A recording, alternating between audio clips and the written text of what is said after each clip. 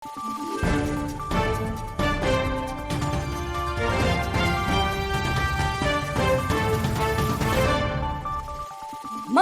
araw, Pilipinas! Ito ang Valiente News hatid sa inyo ng Office of the Vice President.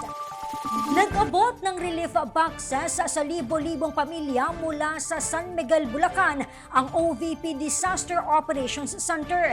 Ang Bulacan ay kabilang sa mga hinagupit ng Bagyong Auring kamakailan. Si Maribeth Adlawan sa report.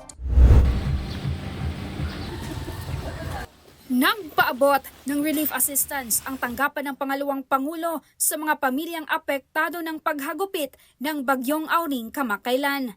Kabilang sa mga naalalayan ng tanggapan ang pamilya ni Hansel ng Barangay Poblasyon, San Miguel, Bulacan. Anya, dahil sa lakas ng ulan, mabilis na napasukan ng tubig baha ang kanilang tahanan.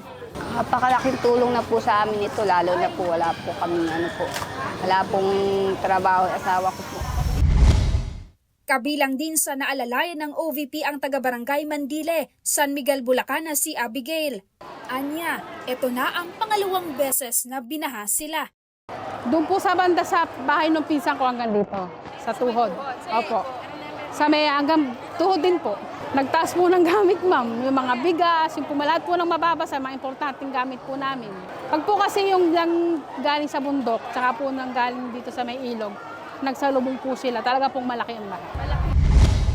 Ipinagpapasalamat naman ng mga taga-barangay Santa Rita na si Lester na walang nasaktan ni isa sa kanilang pamilya, lalo't nagkaroon ng landslide sa kanilang komunidad bunsod ng malakas na pag-ulan.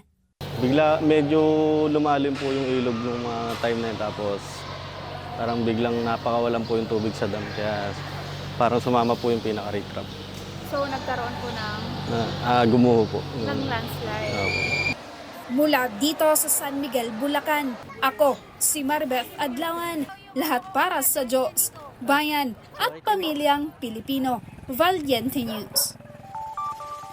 Mga taga San Miguel, Bulacan na apektado sa paghagupit ng Bagyong Auring, ipinagpapasalamat ang agarang aksyon at pagtugon ng OVP sa kanilang mga pangunahing pangangailangan. Yan at marami pang mga balita ang dapat abangan dito lamang sa Valiente News. Ako si Claudette Loreto para sa makabuluhan, naninindigan at matapang na mga ulat at impormasyon. Maraming salamat.